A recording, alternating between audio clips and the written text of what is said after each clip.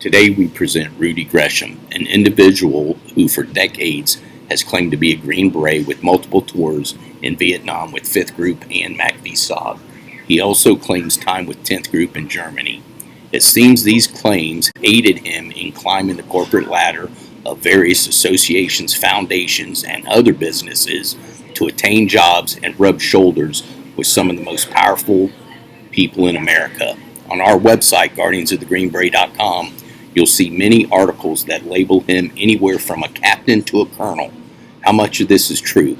First, let's hear Rudi in his own words, then go to our website for more. Gresham is a spokesman for the Special Forces Association, the Green Berets. He was a Green Beret captain himself, but was a Green Beret captain himself, was a Green Beret captain himself, was a Green Beret captain himself, but was not involved in Operation Tailwind. He joins us this morning from Orlando to talk about the Tailwind story, its retraction, and its impact as well. Thank you very much for coming in and talking to us this morning. We understand that you have spoken with Admiral Moore. Can you tell us what he feels now about the retraction? Well, first of all, good morning, Leon. The Admiral is somewhat relieved, and what we would like to make sure that we have the opportunity to not only tell the American people, but also the world, that this story never ever happened. And it's been very, very difficult on the Admiral because, in his wildest dream, he never figured he would be reinterpreted or misquoted as he did, and I think it was a grave injustice done. The other comment on your program was Captain McCarley and his wife. What those people went through in North Carolina and talking with the people, here we have an American hero, and all of a sudden he was turned into a villain. And I believe this was one of the worst atrocities on journalism that I've ever recalled. Well, can you tell us exactly what he did go through? Did he suffer any repercussions? And Yes. Same question for Admiral Moore as well. Yes, both of them. Let me put it to you this way. First of all, the Admiral, in talking with Mrs. Moore, and when I flew to Washington and I sat down, when the Admiral asked me to be a spokesperson, I had to get the facts. The Admiral asked me at that point, Rudi, would you represent me? And before I could say anything, the first thing I indicated to the Admiral, I'll fly to D.C. and I'll talk with you, sir. But I need to talk to him face to face. We spent quite a bit of time together. I talked to his wife, and she even indicated to me how difficult their lives have been because he was misquoted in the retirement complex where they were living. It was very, very difficult. And he says, Rudi, I never, ever to Peter Arnett confirmed the use of nerve gas and never confirmed the mission of defectors. And he says, I don't know how they come up with these conclusions. In retrospect to the Colonel McCarley, well, I'm going to tell you, the Colonel got to the point where when he was with us in Albuquerque, he felt comfortable because he was with us, Special Forces brothers. But he has lived in his hometown in North Carolina. I'd rather not say the town. And he's lived there, his family's lived there. And all of a sudden here he has children, grandchildren, his mother, his wife's family lived there. And he is marked as a war criminal, and during those few weeks he went through some very difficult times because people were questioning him. Are you a war, was this true? And I mean, he couldn't believe that this would happen. Well, then can you explain to us then what might be the motivations of the sources that we spoke with who did confirm these things, for instance, Mr. Van Buskirk? Well, first of all, let me clarify. Mr. Van Buskirk, in my opinion, is a sick person. He was a Special Forces soldier, and he served his country well during the combat period of time. But I don't know. It seems like he is talking like an imbalanced person. I watched him on the Fox network, and he said the complete opposite what he saw on CNN, and none of it added up. I mean, the man has zero credibility with anybody.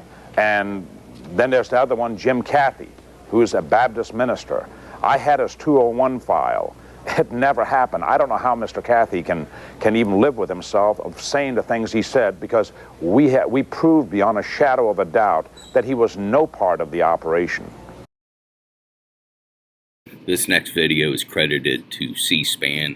It was the Society of 3rd Infantry Division when they held a banquet in 2009. Down in Fort Myer. Rudi was one of the guest speakers. The link to the original article is in the description section. I'd next like to introduce Mr. Rudi Gresham. He's the senior advisor to the Secretary of the Veterans Administration. So he's here as the right-hand man to General Shinseki. Rudy? First of all, I send you greetings from the Department of Veterans Affairs in Washington, and Secretary sends a salute to each and every one of you. I'd like to kind of give you a little bit of a different perspective. Although I work at the Department of Veterans Affairs, I like to, everybody talks about age. So the first thing what I would like to do is, you remember the movie City Slickers? Jack Palance. All of you remember that. Good. Now, most people remember him as a movie star, the guy, the one-hand push-up. Jack asked me before he passed away if I would do his eulogy in Beverly Hills, and I did. Ladies and gentlemen, the biggest thing he was proud of his whole life was his World War II record. That's what he, and you know what it is? I'm sitting there with Billy Crystal and all of them, these movie stars. They didn't even know that Jack Palance was a war hero. His family didn't know a lot of that.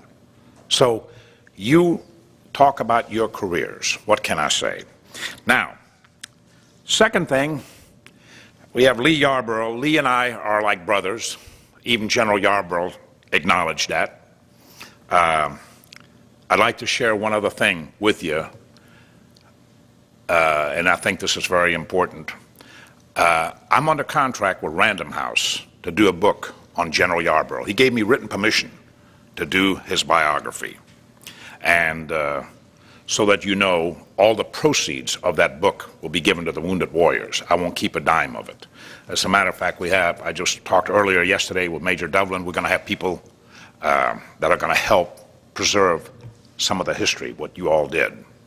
Now, if you didn't know, I was General Yarborough's aide, and I was around in Special Forces in the 60s. I had last night, a lovely lady told me, says, I didn't know you were in World War II. I had to go home and look myself in the mirror a little bit. I guess I'm getting a little bit in the age, but seriously, I've worked on the World War II project with people like Bob Feller when we had the World War II events, but it was nothing but a great, great honor.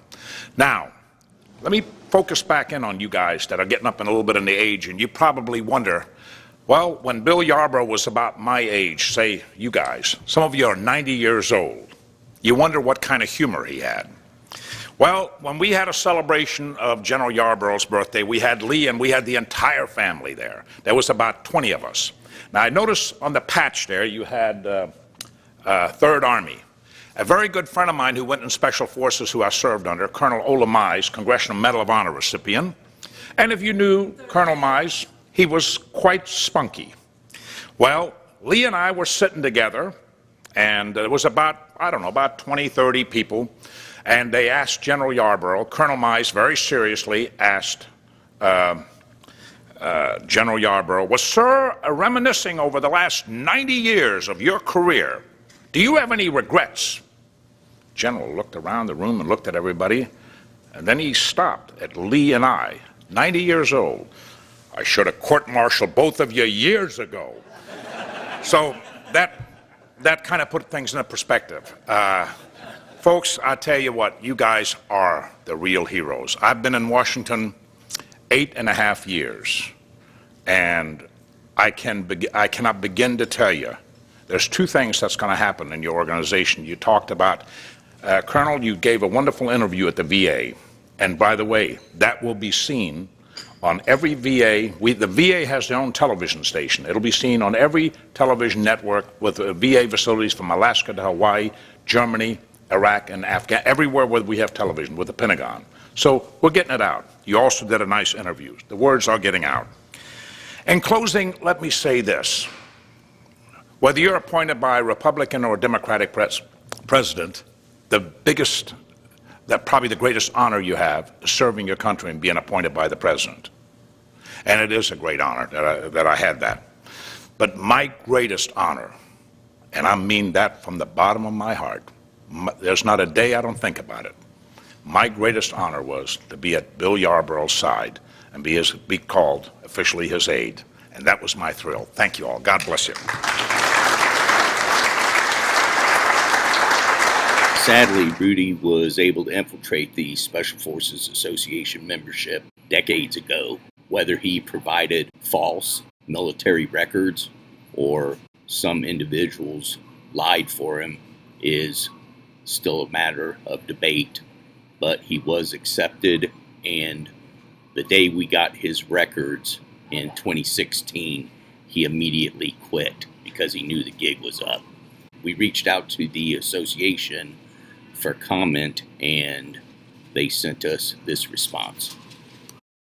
What you see here is Rudi Gresham, 3-year PFC with less than 300 total days at Fort Bragg, walking past Green Berets but not being a Green Beret.